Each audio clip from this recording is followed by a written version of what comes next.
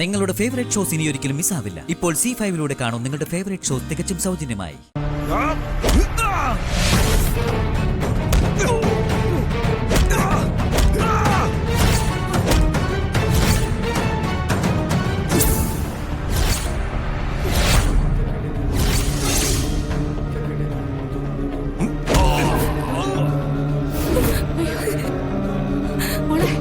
കുഴപ്പമില്ല.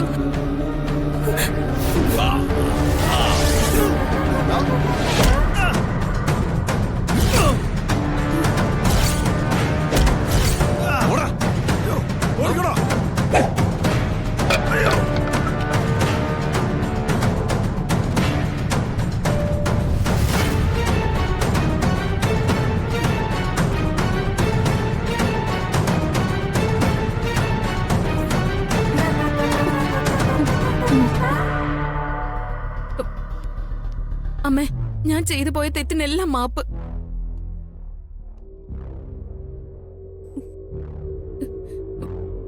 എന്റെ അഹങ്കാരം എല്ലാം തീർന്നു ശ്യാമേ.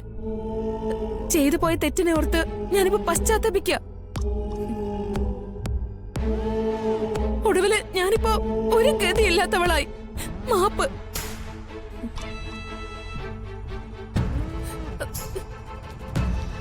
അഖി, എന്റെ പൊന്നനിയ, ഈ ഏട്ടത്തിയോട് നീയെങ്കിലും പൊറുക്ക്. 100 വട്ടം മാപ്പ്.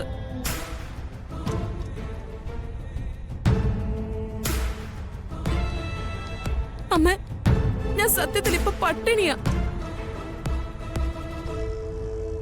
എന്റെ കയ്യിൽ 1 രൂപ എടുക്കാനില്ല. അക്കൗണ്ട് കാലിയ. രക്ഷിക്കമ്മേ. ശ്യാമേ, എന്നെ കൂടെ വീട്ടിലേക്ക് കൊണ്ടുപോവാൻ അമ്മയോട് പറ ശ്യാമേ. അല്ലെങ്കിൽ ആ ഗുണ്ടകള് വീണ്ടും വരും. അവരെന്നെ കൊല്ലും. അല്ലെങ്കിൽ തന്നെ 10 രൂപ പോലും കയ്യിലില്ലാതെ ഞാൻ ഒറ്റയ്ക്ക് എങ്ങനെ ജീവിക്കാനാ? ഓക്കെ, ക്യാഷ് ആണ് പ്രശ്നമെങ്കിൽ നിങ്ങളുടെ അക്കൗണ്ടിലേക്ക് കുറച്ച് ക്യാഷ് ഇടാം. വലിയ ഉപകാരം ശ്യാമേ. ഒരു 10 ലക്ഷം രൂപ അത്യാവശ്യമായിട്ട് കിട്ടണം. 10 ലക്ഷം? 10 ലക്ഷം? അത് പറ്റില്ല. ഒരു 5 ലക്ഷം രൂപ തരാം. വേണ്ട. അത്രേ ഉള്ളോ? നിങ്ങളുടെ പ്രവൃത്തികളൊക്കെ മറന്നിട്ടല്ല, ഒരു മനുഷ്യത്വത്തിന്റെ പേരില്. അത് മറക്കണ്ട ശ്യാമേ. അത് സാരമില്ലമ്മേ. ഓരോ ആളുകൾ ചെയ്യുന്നതിന്റെ ഫലം അവരവര് തന്നെ അനുഭവിക്കും.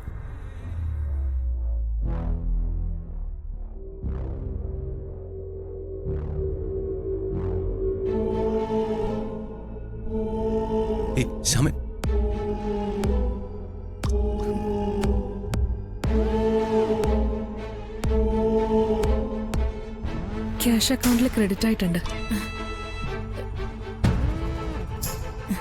താങ്ക്സ് ശ്യാമേ. നിനക്ക് നല്ലതേ വരൂ. ഇനി അവിടെ കഴിയാൻ എനിക്ക് പേടിയാ. ആ വാടക വീട്ടില് ഒറ്റയ്ക്ക് കഴിയാൻ എനിക്ക് പറ്റില്ല. എനിക്ക് ശരിക്കും പേടിയാ മാഡം. ഈ പറയുന്നതൊക്കെ ശരിയാണോ? അയ്യോ മാം, ഒരു വീട്ടിൽ നിർത്താൻ പറ്റാത്തത്ര തെറ്റാ ഈ നിൽക്കുന്ന ഐശ്വര്യ ചെയ്ത്. അതാ വീട്ടിൽ നിന്ന് ഇറക്കി വിടേണ്ടി വന്നേ. അപ്പൊ ഇവര് പറയുന്നത് ശരിയാണോ? ഇവരെ നിങ്ങൾ വീട്ടിൽ നിന്ന് ഇറക്കി വിട്ടു അല്ലേ?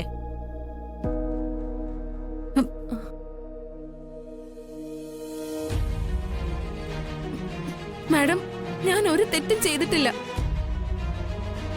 ഇവരുടെ മോൻ, അതായത് എന്റെ ഭർത്താവ് അരുണാ തെറ്റ് ചെയ്തത്.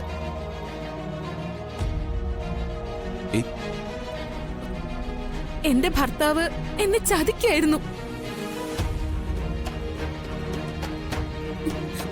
അയാൾക്ക് എന്നെ വിവാഹം കഴിക്കുന്നതിന് മുമ്പ് ഒരു ഭാര്യയും കുഞ്ഞുണ്ടായിരുന്നു. ഈ പറയുന്നത് ശരിയാണോ?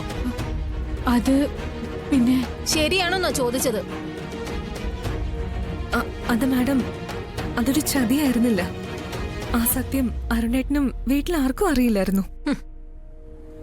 മാഡം, ഞാൻ അക്കാര്യം എതിർത്തു. അതാ എല്ലാരും കൂടെ മനഃപൂർവ്വം എന്നെ വീട്ടിൽ നിന്ന് ഒഴിവാക്കിയത്. മാഡം, എനിക്കിപ്പോ എന്റെ ഭർത്താവിനൊപ്പം ആനന്ദ നിലയത്തിൽ ജീവിക്കാനാണ് ആഗ്രഹം. അല്ല മാഡം, ഇവരുടെ മമ്മിയും ഒപ്പം ഉണ്ടായിരുന്നു. ആ ഉണ്ടായിരുന്നു. ഇപ്പൊ ഇല്ല. മമ്മി UK തിരിച്ചു പോയി. മാഡം പ്ലീസ് ഇവരോടൊന്ന് പറ. ഈ കാറില് ഞാൻ ഇവരോടൊപ്പം വീട്ടിലേക്ക് തിരിച്ചു പോവാം. Please madam. നിങ്ങൾ മൂന്നുപേരുമാണ് തീരുമാനം പറയേണ്ടത്.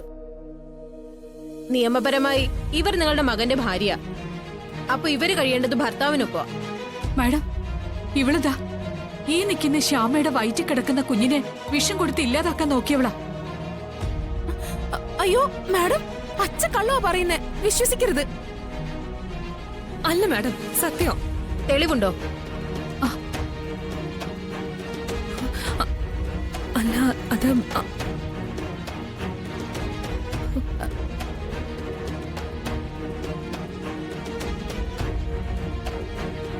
അതില്ല മാഡം. മാഡം, ഇവള് സ്വന്തം ഗർഭപാത്രം പോലും ആരും അറിയാതെ റിമൂവ് ചെയ്ത് കളഞ്ഞതാ. നിങ്ങൾ തമ്മിൽ എന്തൊക്കെയോ ഇഷ്യൂസ് ഉണ്ട്. അതൊക്കെ തെളിയിക്കേണ്ടതേ കോടതിയില്ല. തൽക്കാലം നിങ്ങൾ ഇയാളെ ഒപ്പം വീട്ടിലേക്ക് കൊണ്ടുപോവുക. അതാണ് നല്ലത്. ഏയ്,